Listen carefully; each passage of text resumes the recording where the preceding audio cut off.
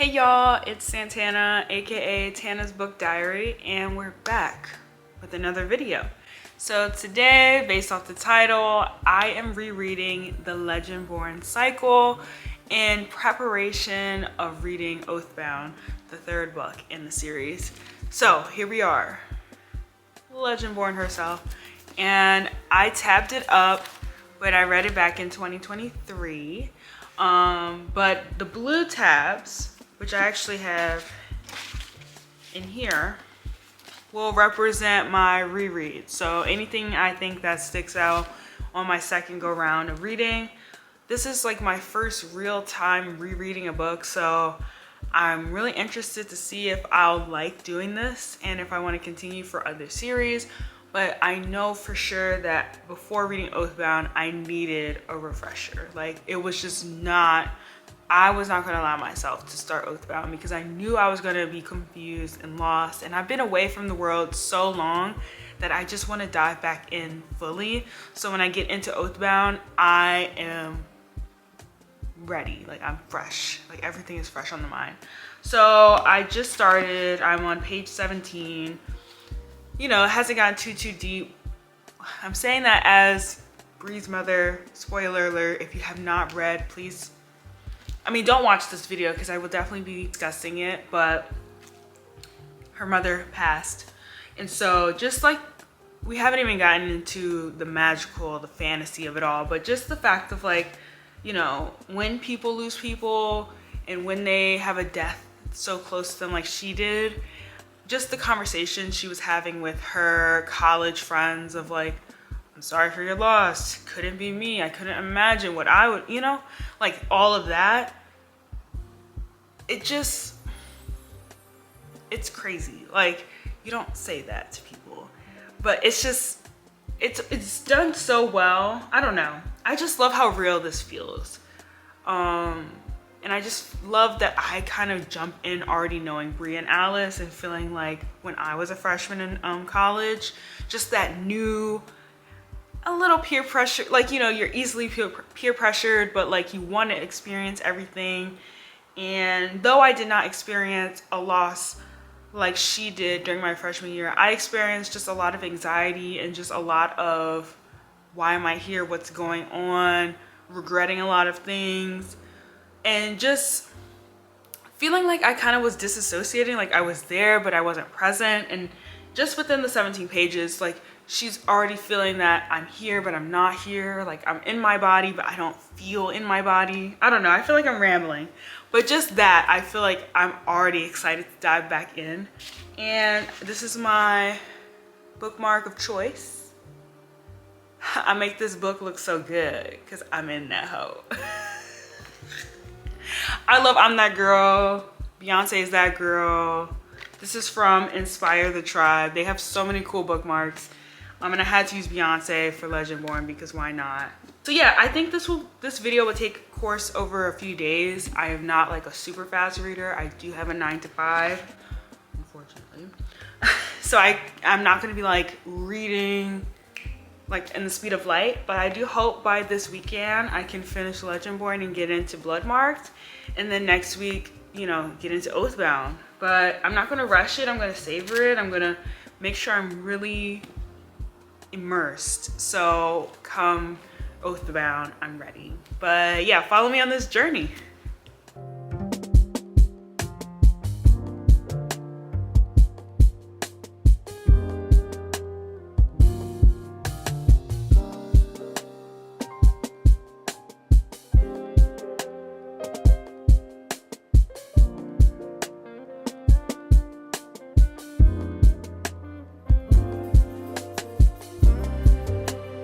Hey y'all, so hopefully you can see me.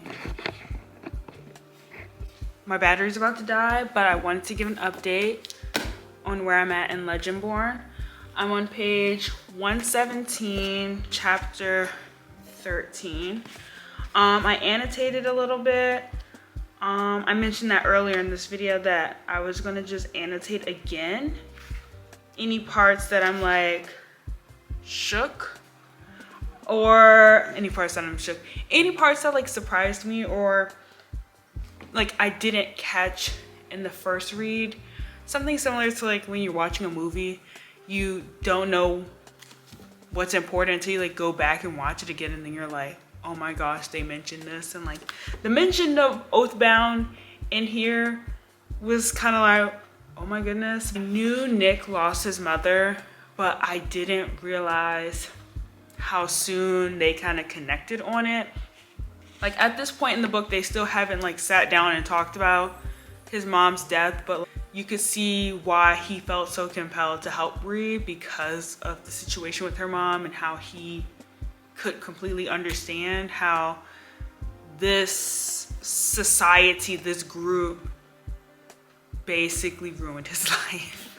But I also love just how easy it is to just dive back into this world. I was a little worried that since it's been like 2 years since I last read it, I was going to be confused or I wasn't going to be interested, but I actually was really into it. I gave myself an hour to just read today because I don't want to rush it. I want to kind of savor everything and really, you know, what is the word? I just want to really get back into it. I don't want to rush it.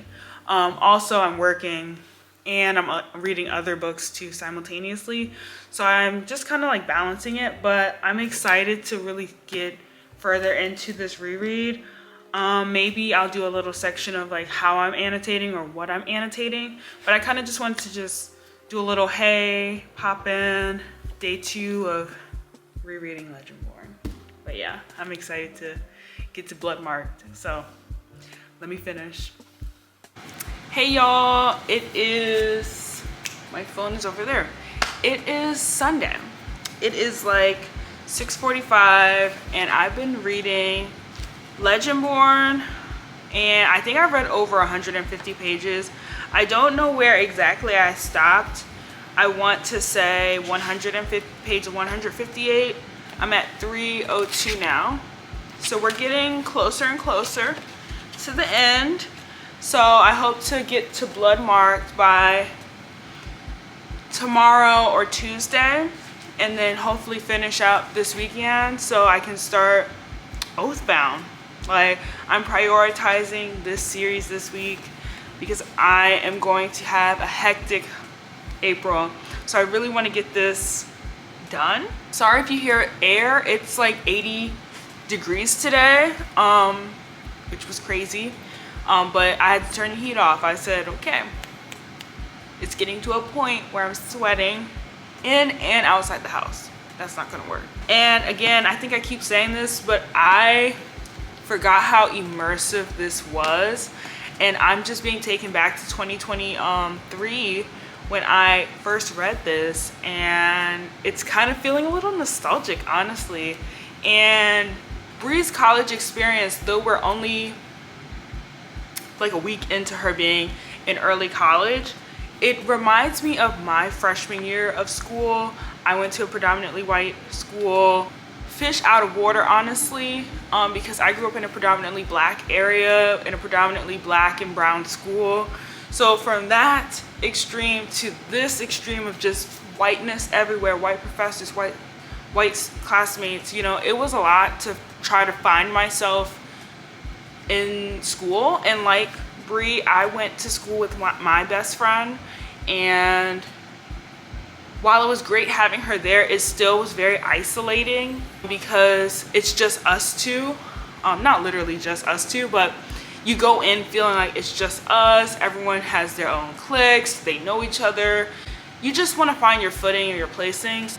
Like, though the order is like problematic and has problematic people in there, I totally understand why she is just trying to find community somewhere. So we're at the part where Patricia, her therapist, introduces her to Mariah, who is a medium, and Mariah is talking about the Black Student, Black Student Movement organization on campus, and how when I was a freshman, I immediately looked for the Black Student Union, immediately looked for anything that could resemble community in the sense of how I know it to be, which is people that look like me. So I love how Tracy Deonn really hones in on that you know, young black girl experience of being in college and being in a predominantly white space. She does it so well, and I can relate so much, even to like a small situation where Bree was at a dinner with all of the pages, and the ones who were considering themselves allies, like Greer, was touching her hair, and she was like, no, don't do that. That's not cool. That's not cute. We don't do that. You didn't know, but now you know. And I've had so many moments where people touched my hair, especially before I locked my hair, like when it was in its loose, natural state. People would, and it's just like, wow, I am not your property. This is not a petting zoo. So just those things alone, like magic aside, like powers aside, just the relatability of her being a young black girl in college is why I love this book so much. And as I'm rereading, I'm just realizing why I loved it so much. I've been tabbing it. So like the blue and the gray tabs are the rereads. So as I'm going through, I'm like underlining some stuff, things that stand out. What else? Oh, I just like wrote something too. Like one of the scenes, like when they find out that the tournament was moved from 6 weeks to like 6 days. I said it reminded me of that scene. I don't know if y'all, I'm a big Divergent fan. It's not that good. I really like the first one. But if you've seen Divergent, and you know when Tris gets beat up by, his name isn't Will, that's the other guy. It's not Pete. It's something like corny. By Miles Teller, his character. When she gets beat up by him, she's basically in the infirmary. They're like, she's chopped, she's off, she's not making it, she's cut. So her friends Will and Christina are like, hey girl, you didn't make the cuts, you're not making it with us. And this scene when Bree got beat up with Cell and the little foxhounds, I was like, girl, you are Tris right now. But anyway, that was like one of those, like, if you know, you know. But I feel like I'm rambling. But yes, I'm so excited to get through this. I don't know if I'm gonna finish this tonight. I hope to, I'm at 302, so I hope to like maybe get to 350. I'm not gonna press myself too much, but I definitely hope to finish this by Tuesday so I can get back started on Bloodmarked. I hope you guys are, you know, invested with me. If you're rereading it, where are you at? What page? What chapter? What was your favorite moments in Legendborn? Let's chat in the comments. But yeah, let me get to finishing. Hey y'all. First of all, sorry if you hear my air going off. It's really loud. And excuse my outfit. I just got off work and I'm about to do a workout. If you know me, I don't work out. But I'm trying to get into my workout bag, my fitness girl era. I'm just trying to be healthier, so that's why I have this whole thing on. But I wanted to come on here and give y'all an update on Legendborn. I finished it. Look at all the tabs, look at all the tabs. I originally, back in 2023, gave this 4 stars out of 5. After rereading, I can honestly say this is a 5 out of 5. Chef's kiss. Reading it with prior knowledge actually made it all the more better. Honestly, because I was familiar with what the world was. It was just a reintroduction. And I know in my review that I did in 2023, I mentioned it was hard to get into the world. It was a lot of world building, a lot of characters to meet. So reading this a second time honestly was for the best because I was reintroduced to so many characters and so many storylines that were so important, but I just forgot. Like the Patricia and Mariah helping Bree figure out her history, her ancestry, her grandmother, and tapping into that power she didn't know she had. Like that whole section made me fall back in love with this story. I just want to show y'all some parts that I tabbed because I didn't record myself like actually annotating, so hopefully with Bloodmark I will do that. But what is this part? Oh, this part when Cell is like, when she walks in and has her Cinderella story moment, like Hilary Duff when she walked down. When she has her moment when everyone's like, what? Who is that? Her who's that girl moment. Like when Cell is like, you are remarkable. And she's like, thank you. And then he's like, and I'm not the only one who thinks so. So him and Nick were paying attention closely. That was a favorite part. When they found, spoiler alert, I don't know if I said that. But when she found out that her mother and Cell's mom were friends, when she did the memory walk, like I was just like, this is good. This is good. Tracy, what the heck? So now, introducing Bloodmarked. I did tab this one as well. So I'm excited to go back in, see what I tabbed, but also to tab some more. I will be jumping into this, probably not today. I just want to at least catch all up that I finished this one. But I will definitely try to start this today, which is Thursday, or tomorrow. I hope to get this video up by Sunday. We'll see about that. Might skip a week, I don't know. I don't want to rush myself. It's been a busy week work-wise. But yeah, I definitely hope to get through Bloodmarked because... Oh, and I had the exclusive? Hold up. I didn't realize I was special. Anyways, I'm excited. But anyway, that's my update so far. I finished the first book of Legendborn Cycle, and I can't wait to jump into Bloodmarked.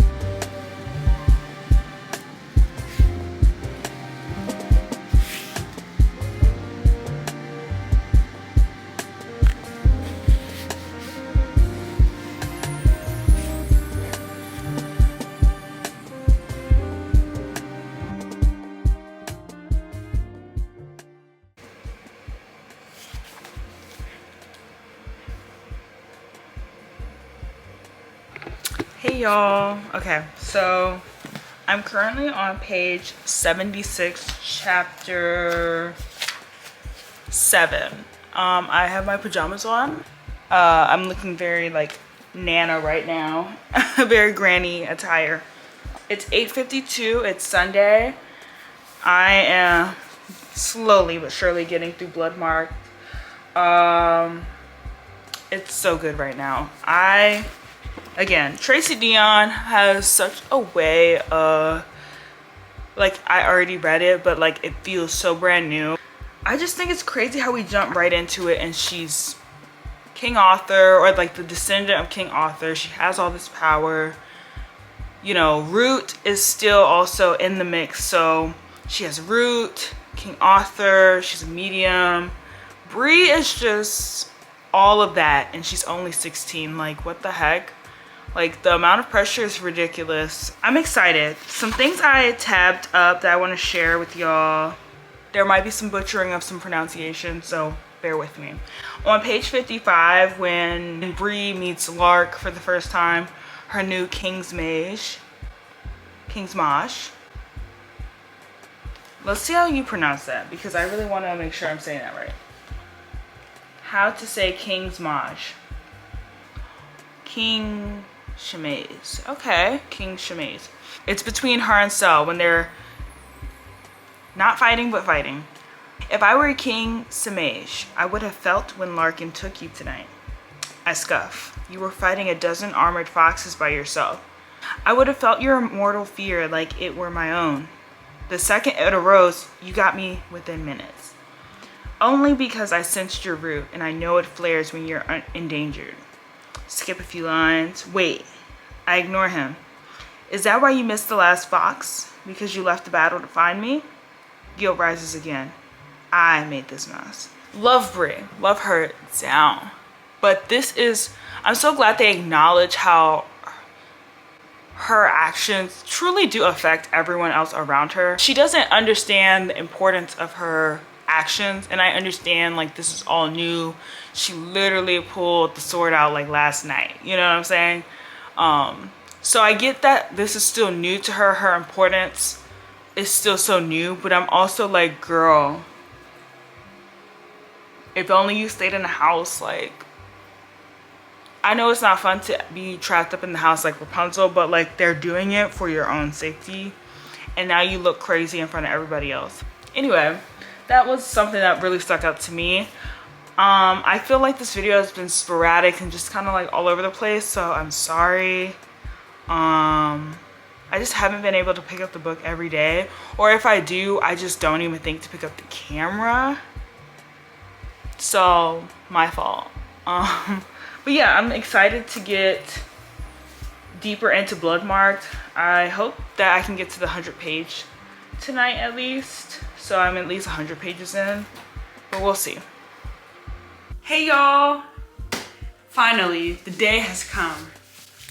I finished both Legendborn and Bloodmarked.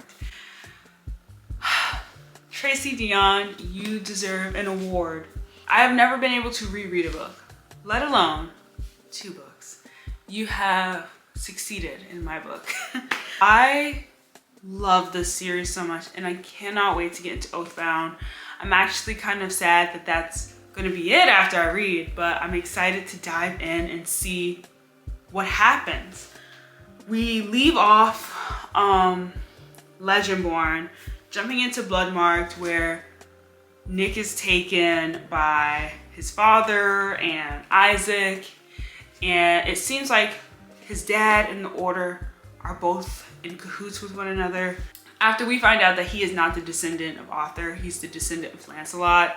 So like that changes some things, because they weren't calculating that Brie was the descendant of Arthur. That storyline, while I'm so glad we got to delve deep into it, it's just the harsh realities of what it's like to be African American in the United States, knowing like you may have white ancestry, but it's because of traumatic reasonings. I don't know if YouTube will let me say what I want to say, but we all know what I mean. Like, to know you have this ancestor and you're the descendant of this king only because of their nasty behavior.